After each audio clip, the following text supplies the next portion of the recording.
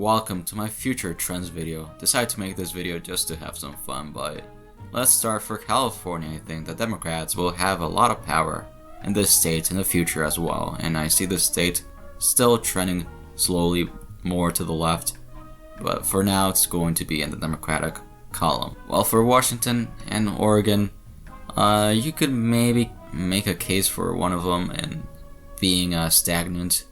I think that both states are not going to be as liberal as California, but I do believe that because of the coastal states and people still moving here that are liberal and all this sort of stuff, and the Democratic stronghold over the states is still going to be around a liberal and trend to the left in the future.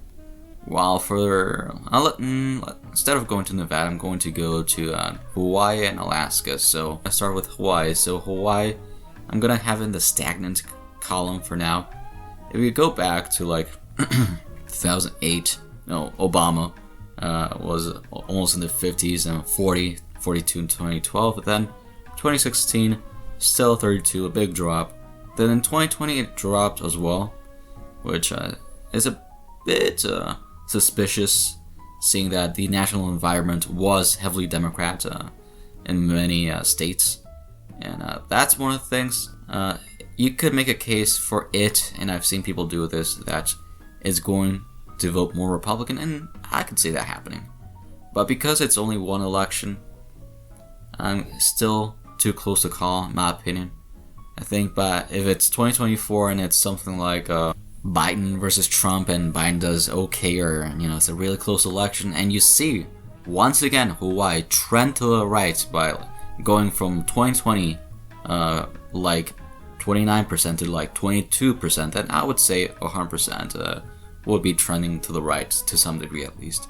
But as of now, I just see it as being too early, and I'm gonna leave it in the stagnant column. And for Alaska, here's another interesting one. Even though Trump is not a great candidate for the state, similar to Arizona and Utah, who are more neocon states, the thing is about, even though Arizona and Utah, back in 2012 were decent to Romney and Romney states, the issue was that let me go back to 2008 for a second. It dropped by a significant margin. Yes, Sarah Palin, the vice president of McCain in 2008, was the governor of this state. But for it to drop that much is just a bit suspicious, and alongside the fact that in 2016, Alaska, if I'm not mistaken, it barely moved not even a point in that time. And in 2020, we go back, it dropped down by 4%. And that's a bit, that's a bit suspicious, what's happening in the state. I would have put it in the stagnant column, but because of the fact that I think the state is, technically trending to the left, because of how consecutive the last elections have been, and this trend to the left. And let's go to Nevada. So Nevada, as many of you know, it's always been one of those states that, used to be kind of like North Carolina for the GOP back in 2004, but then Obama just brought out insane amount of charisma and was able to really make voters feel hope, feel the hope that they wanted to hear.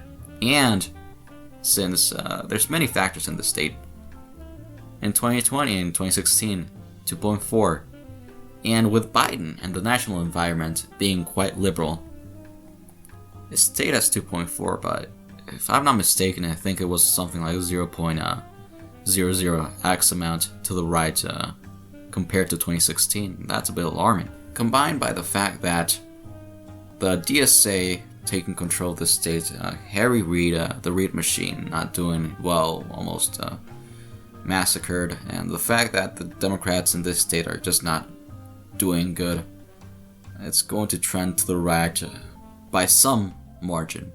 I'm not saying it's going to flip, 100%, but it's going to become less and less Democrat, and there's just too many variables against the Democrats in the state of Nevada. And let's go to, before I go to these states, I'm gonna go talk about Colorado. So Colorado, it's really just trending more to the left, and I just don't see a possible way, and I see the state trending to the left more in the future. Well, now for New Mexico. So it could easily be Republican or stagnant. I think, because here's the thing, we don't know if Trump is going to run.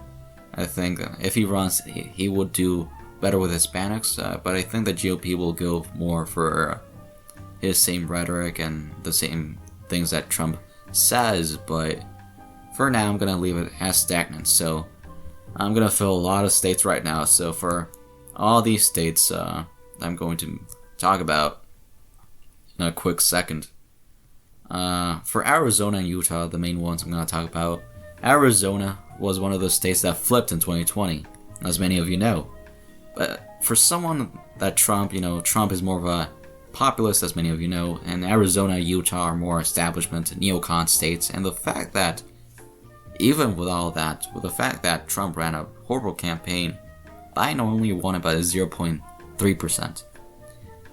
Against a Republican that bashed John McCain over and over again, and the fact that he barely won it, even when Joe Biden even tried to run a Bill Clinton sort of campaign, was really the moment I realized that, that I wasn't sure where the state was going. And there's just too many factors for now. I'm just going to leave it as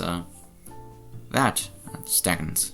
Well, for Kansas, it's really one of those states that could easily be Democrat or stagnant. I see the demographics helping here, the Democrats, and I'm not saying it's going to flip in the next 12 years. I don't think so. But I think it's going to become one of those states that's going to be less and less for the GOP, and I see the Democrats just having a favorable work in this state. While for the 2nd District of Nebraska, not much to say here, but they're going, because of the fact that Democrats are going to go more for the votes in the cities, and this district is more of that, as I've said before.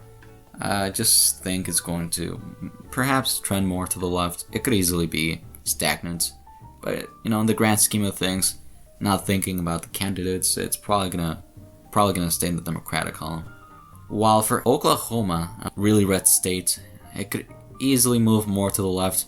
And, something I did not mention, these states that I just went over, is that, these are most of them are really deep red states. And which could trend more to the left to some degree. They could become likely or even lean, but I doubt that happens. They could move maybe like 3 points to the left in the future, but for me that would just be stagnant in my opinion. While for Texas, a big state to talk about. So Texas, even though since let's go to like 2012, it used to be a 15.0, 15.8 Romney state. If you look, 2016, 9.0. Then 2020, 5.6. Most people are thinking, oh my god, it's trending to the left. When in reality, in my opinion, is that Trump, he was a very bad candidate for some of these states in the South, like Arizona, Texas, and Georgia, for example, which are not necessarily anti-populist states, but are more neocon. He's not the greatest candidate for this state. That does not mean that Texas will flip, that the GOP has lost this state. With the right candidate, or just an okay candidate, they can make this a likely state. Perhaps, go back to like the 10 or 9 or 8 level. And I'm gonna talk briefly about these states. So Mississippi, Alabama, Louisiana, you can make a case for it being long-term voting Democrats. I'm not too sure about that. I think that's just skipping over the gun. I see the Democrats and perhaps doing well here in the future, but as of now, I think that not much will happen here in the future. I think the GOP will still have a stronghold over these states. Well, for Florida, I think that the GOP, seeing what Trump did in 2020 and 2016 with Hispanic trends, they're probably going to go for it again. They're going to go for the same rhetoric and the same sort of ideas that he did. Trump really showed the way and the path for the GOP to go help get more turnout with the Hispanics. And I think that Nevada and Florida are going to trend to the right because of the anti-socialist movement. And yeah, let's go for this. So for these states, for Georgia, South Carolina, North Carolina, Tennessee, I think Tennessee, you can make a case for it being stagnant, and I'm gonna leave it for a bit later. So all these states on the eastern part of the nation, Georgia, we all know, trending left. North Carolina, it's slowly but surely trending to the left, but it's going at a speed of turtle, and that also goes for South Carolina. I think the demographics are favorable by quite a big degree for the Democrats, and I see these three states really moving to the left in the next coming decades. So Tennessee, here's the issue though. So Tennessee, even though it's one of these deep states in the U.S., and I'm not saying it's going to flip in the future in the next 10 years, but I think it could drop to a likely state in the future. But it's not going to be as Republican as it is now, and I'm going to put it in the Democratic trends column. And for these states, they really have a common idea for me. I think that all these states are going to trend to the right to some degree. I think, Iowa, the Democratic Party, as it gone more to the left, is going to, vote for the GOP because of the fact that they see the Democrats not the same way that they saw them back in the 2000s. And for Illinois, Ohio, similar story, Missouri, I just see the white working class voters voting for the GOP more and more. And combined with the fact that minorities are moving more to the South and other places around the nation, the white vote here is going to become more powerful, and I just see that happening, that these states become more and more Republican. And briefly, for Pennsylvania, here's the issue for the Democrats. I was expecting Joe Biden to win here by a bigger margin than he did in 2020. Even though, yeah, he flipped the state in 2020, I was expecting him to get Michigan levels of support because of the fact that, Biden, he campaigned in Pennsylvania and, made Pennsylvania basically his second home state. And he got a bit of a boost and still only won it by 1.17%. And that should be alarming for the Democrats, in my opinion. While for Minnesota, so Minnesota is one of those states that I'm not too sure, in all honesty. There's some trends that are favorable for the Democrats, but also for the Republicans. I think it could easily be one of those, which is why I'm not sure at all. I'm going to put it in the stagnant column. While for Virginia, West Virginia, and Kentucky, similar to other places, they're in this weird section that they have both favorable trends or variables going for their way in one party for the other. But for Virginia, a year ago, 2 years ago, I would have put it in the Democratic column easily, but because of what we saw, with Youngkin, it has made me have more of a less liberal stance on the future of this state. I think that there's also the possibility that Youngkin tries to build, or the GOP in Virginia tries to build a political machine, which could work, perhaps could not work. The Democrats could easily get the state back in the future. Could happen, could not happen. While for Kentucky and West Virginia, similar stories to the Montana, South Dakota, North Dakota. They could move more to the left in the future, but I don't see it happening to a decent degree that would make me put them in the Democratic column. Basically staying as they are now at. Well, DC, technically is going to trend more to the left in my opinion. You could make a case for stagnant, but I think that Democrats are going to go more for the city vote. And, DC is a city, of course, so for these states, for all of these states I just talked about, you could make a case for Delaware moving more to the right, but I think too many variables here. Maryland is probably going to stay in that column. I could make a case for it being more red or more blue, but I'm not too sure. Well, for New Jersey, if you've known, the history of New Jersey, if you go back to the 80s, for example, 1988, solid GOP state, and then 1992, vote for Clinton, and you're thinking, okay, probably gonna become one of those states that's a toss-up. No, what happened was just became 17.9, safe state for the Democrats, and since then it's just stayed in the Democratic column. And yeah, I mean that's a classic way to know about how trends are. Sometimes they just go on and just stay there, but as of now, going to stay at the same level. Okay, so here's I'm gonna talk about Maine. So for Maine, here's the thing. So for Trump, he was able to get a lot of Obama to Trump voters. Many of you know 2008. Yeah, as I was saying, Maine was a heavily Obama state. The 2nd district was more conservative, but still heavily liberal. And then Trump in 2016 comes along. Boom. The 2nd district flips by a decent margin. Just give me a second. Man, that sucks.